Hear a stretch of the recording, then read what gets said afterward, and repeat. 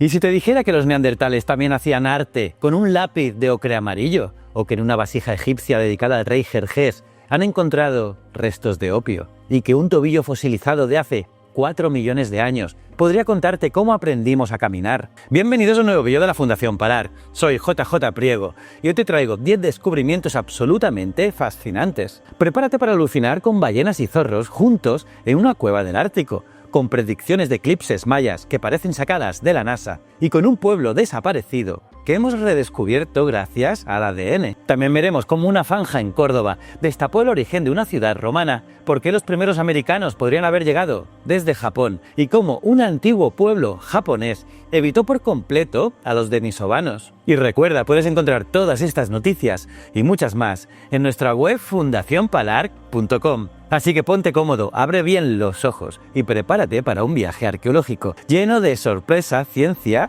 y emoción. ¡Vamos allá!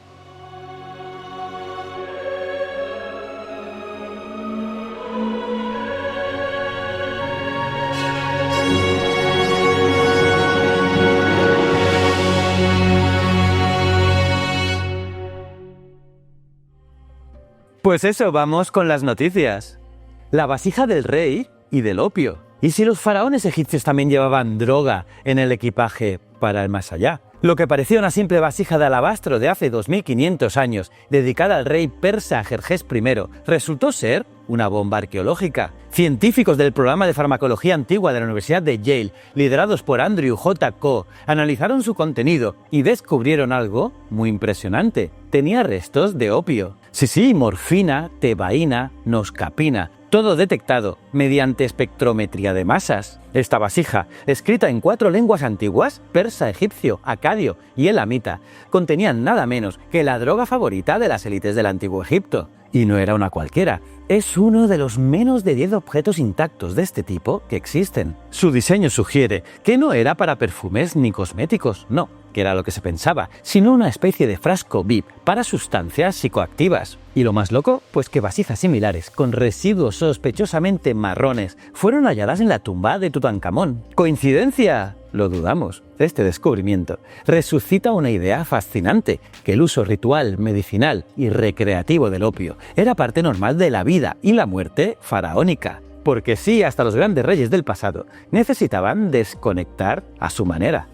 Una cueva llena de huesos y sorpresas. ¿Cómo acaban ballenas, zorros y marsopas juntos en una cueva del Ártico? Pues así empieza uno de los hallazgos más locos de la Edad del Hielo en Europa. En la cueva de Arnekevam, al norte de Noruega, arqueólogos han descubierto 46 especies diferentes que vivieron allí hace 75.000 años. Sí, 75.000 años. Hay de todo: osos polares, focas, renos, aves marinas, peces de agua dulce, ballenas y marsopas. Es el conjunto faunístico más antiguo del Ártico europeo. Y lo más alucinante, todo estaba mezclado en los sedimentos de una sola cueva. ¿Cómo es posible? El equipo, liderado por Sven Basenkul de la Universidad de Oslo, usó ADN fósil para identificar los restos, unos restos que estaban triturados y eran minúsculos. La técnica se llama metacodificación de ADN y gracias a ella han podido reconstruir un ecosistema perdido, una mezcla de tundra, hielo estacional, lagos y mar abierto.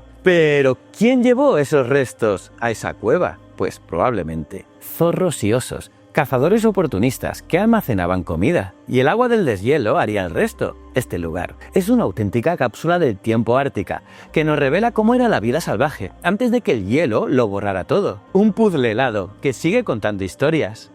Los mayas ya predecían eclipses. ¿Cómo podían los mayas saber cuándo habría un eclipse sin telescopios ni matemáticas babilónicas? Pues lo hacían, y con una precisión que aún hoy nos deja sin palabras. Una nueva investigación liderada por Justin Lowry y John Justens ha revelado que los mayas fueron capaces de predecir eclipses solares, basándose solo en la observación lunar y en su propio calendario ritual. La clave está en el Códice de Dresde, uno de los poquísimos textos mayas que sobrevivieron. En sus páginas hay una tabla de 405 ciclos lunares conectados con eclipses, y 405. No sabían que eran los nodos lunares, no, pero sabían que solo en ciertos puntos del cielo había eclipses. Así que crearon una fórmula muy secreta, con ciclos de 260 días y lunas nuevas. Lo más increíble, pues que podían predecir eclipses que ni siquiera iban a ver, porque estaban en otras regiones del mundo. Cuando sus rituales coincidían con una luna nueva sin eclipse, lo interpretaban como que su ceremonia había funcionado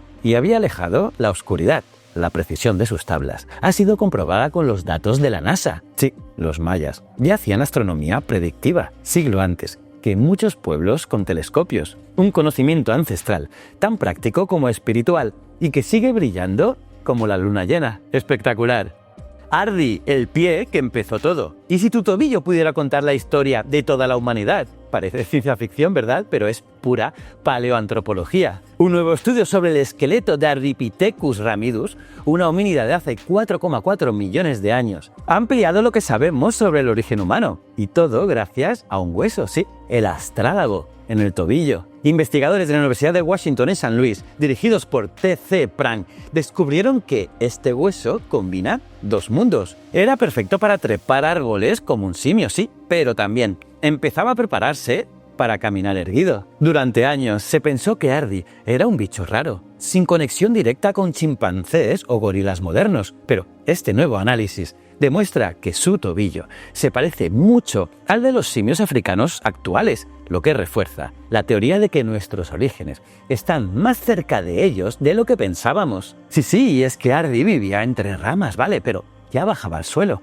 Era un ser de transición, medio trepadora, medio caminante. Y su tobillo es una cápsula de tiempo que nos muestra el momento exacto en que comenzamos a separarnos del resto de los primates. Todo empieza con un paso, y Ardi lo dio por nosotros. El ADN que revivió a los mastodontes. ¿Y si los mastodontes no fueron una sola especie, sino tres? Durante décadas, los mastodontes eran simplemente esos elefantes peludos del pasado. Pero un nuevo estudio genético ha puesto su historia patas arriba. Investigadores de Harvard, McMaster y Penn State, liderados por Emil Karpinski y Hendrik Poinar, han analizado el ADN de fósiles de mastodontes y los resultados son alucinantes. No solo descubrieron que migraban durante 500.000 años al ritmo de los glaciales, sino que había varios linajes distintos que evolucionaron y desaparecieron por separado. En México, incluso hallaron un fósil tan único que podría pertenecer a una especie completamente desconocida. Y hay más, en el este de Canadá, secuenciaron un mastodonte de 471.000 años, el más antiguo jamás analizado, y su ADN no se parece al de ningún otro. Algunos linajes coexistieron en el tiempo y el espacio, lo que apunta a posibles híbridos entre especies, como ocurrió con mamuts o bisontes. La historia de estos gigantes no es una línea recta, sino una red de migraciones, también adaptaciones y, como no, mezclas, que nos recuerda algo esencial. El pasado no es simple, y cada fósil, si sabemos leerlo bien, tiene mucho que decirnos sobre el futuro. ¿Los primeros americanos eran japoneses? ¿Y si te dijera que los primeros humanos en América no cruzaron desde Siberia, sino desde Japón? Durante décadas aprendimos que los primeros americanos llegaron desde Asia por el estrecho de Bering hace unos 13.000 años. Pero un nuevo estudio de la Universidad Estatal de Oregón acaba de volar por los aires esa teoría. Investigadores compararon puntas de proyectil bifaciales halladas en Estados Unidos con otras de la isla japonesa de Hokkaido, y descubrieron que las herramientas de ambos lados del Pacífico eran casi idénticas y de hace 20.000 años. Y eso puede significar que los primeros pobladores de América no usaron la ruta terrestre de Beringia, sino que viajaron en barco, bordeando la costa desde Japón durante la última glaciación. Un viaje brutal, con hielo, frío y mar abierto, pero posible. Estas herramientas representan una tradición tecnológica compartida entre Asia y América. Eran pequeñas, ligeras y muy eficientes para cazar. Y esta conexión arqueológica sugiere que los primeros americanos no eran culturas aisladas, sino parte de una red paleolítica global. Sí, los primeros americanos pueden haber sido navegantes del hielo y no caminantes del hielo. Y ahora, gracias a la piedra, su historia vuelve a salir a la luz. El pueblo olvidado del ADN. ¿Cómo puede un pueblo dominar Europa y desaparecer de la historia? Durante siglos, los sármatas fueron guerreros temidos, aliados y enemigos de Roma, señores de la estepa. Y hoy, casi nadie recuerda su nombre. ¿Dónde están los sármatas? Pues un nuevo estudio genético acaba de resucitarlos, y la historia es alucinante. Investigadores liderados por Oskar Schurz y Tibor Torok analizaron el ADN de 156 individuos enterrados en la cuenca de los Cárpatos entre los siglos I y V después de Cristo. El resultado, pues que la mayoría de los sármatas venían de las estepas del sur de los Urales y Kazajistán. Eran migrantes duros, móviles y conectados a miles de kilómetros. El análisis genético muestra que la migración fue principalmente masculina, con guerreros portadores del haplogrupo R1A-Z93, mezclándose con mujeres locales. Incluso descubrieron una red familiar que unía a los Urales, Rumanía y Hungría. Pero lo más impactante es esto: nadie los reclama hoy como ancestros. Y es que a pesar de sobrevivir a los hunos, mezclarse con pueblos germánicos y resistir siglos de guerras, los sármatas quedaron fuera de los relatos nacionales. Y gracias al ADN, su historia vuelve a la vida, porque incluso los pueblos olvidados tienen un legado que aún late en nuestra sangre. Solo hacía falta escuchar a sus huesos. La tumba que fundó una ciudad. ¿Y si una zanja para tuberías destapa el origen oculto de una ciudad romana? Pues eso, es justo lo que ocurrió en pleno centro de Lucena, en Córdoba. Durante unas obras de saneamiento en la plaza Juan Ruiz de Castroviejo, un equipo de arqueólogos descubrió una tumba tardorromana de entre los siglos IV y VII después de Cristo. Y dentro, los restos de al menos 8 personas. La estructura funeraria, hecha con sillares, ladrillo y mampostería, es ahora el registro arqueológico más antiguo, hallado dentro del núcleo urbano de Lucena. Fue descubierta durante los trabajos del Programa de Fomento del Empleo Agrario y documentada con técnicas de fotogrametría y arqueología digital para su futura reconstrucción. Este hallazgo no es solo una tumba, es una pista clave para entender el nacimiento de la ciudad. El arqueólogo Daniel Botella cree que podría indicar la existencia de una villa romana rural o un pequeño asentamiento, origen del posterior desarrollo urbano de Lucena. Y ahora, la tumba ha sido trasladada al Museo Arqueológico para su conservación. Una simple obra en la calle ha devuelto a la luz una historia de hace 1600 años. Y es que a veces el pasado está bajo tus pies.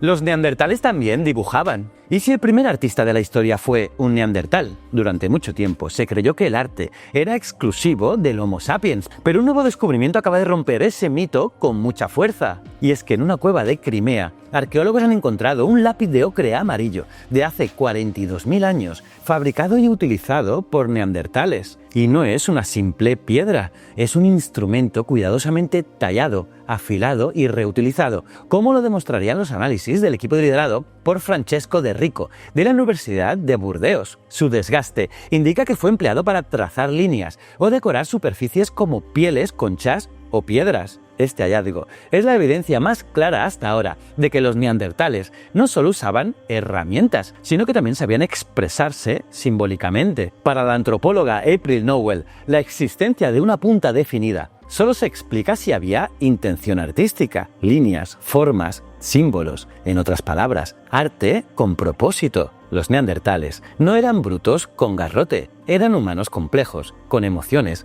lenguaje y sí, también creatividad. Y este pequeño lápiz nos conecta con un pasado más sensible y profundo de lo que imaginábamos. Porque tal vez el arte no empezó con nosotros, sino con ellos. El pueblo que no conoció a los denisovanos. ¿Y si un grupo humano logró cruzar Asia sin encontrarse con nuestros parientes extintos? En la prehistoria, casi todos los humanos modernos que se expandieron por Eurasia se cruzaron con los denisovanos, que es un grupo enigmático de homínidos que vivió en Siberia hace decenas de miles de años. ¿Pero se cruzaron todos? Pues no.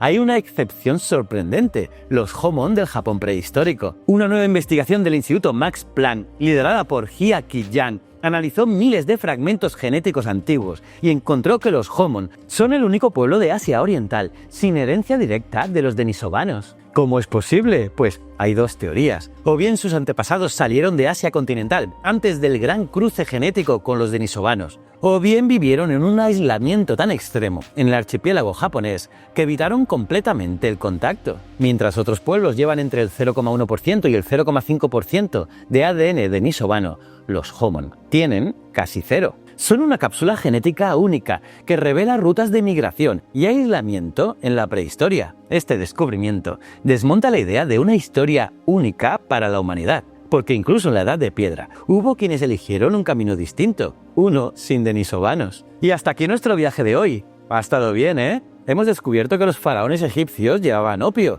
que ballenas y zorros compartieron cueva en el Ártico, y que los mayas ya predecían eclipses con una precisión increíble. Vimos a Ardi dar sus primeros pasos, a los mastodontes contar su historia genética y a los primeros americanos llegar en barco desde Japón. También conocimos a los sármatas, o una tumba que reveló el origen de Lucena, y un lápiz de ocre, que prueba que los neandertales también hacían arte. Ah, y sí, hubo humanos que cruzaron Asia sin conocer a los denisovanos. Y si te ha gustado este contenido, no olvides suscribirte, dale un buen like y compartirlo, que esto nos ayuda muchísimo para que más gente descubra lo increíble que es el pasado. Y visita también nuestra web fundacionpalar.com, donde encontrarás artículos, vídeos y proyectos fascinantes sobre arqueología y paleontología en todo el mundo. Te invitamos a que nos acompañes en este apasionante viaje a lo largo de nuestra historia. Nos vemos en el próximo vídeo. Muchísimas gracias.